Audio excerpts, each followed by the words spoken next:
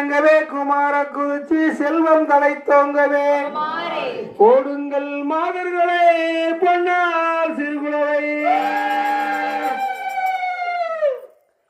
ஊரோரத்து செய்யி உப்பருகு பற்றி நிலம்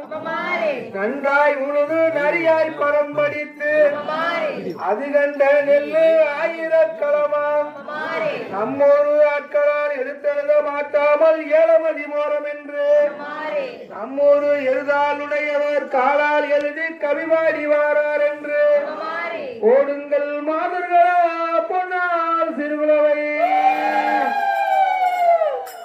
மஞ்சளது மஞ்சள் மாநாட்டு மஞ்சளது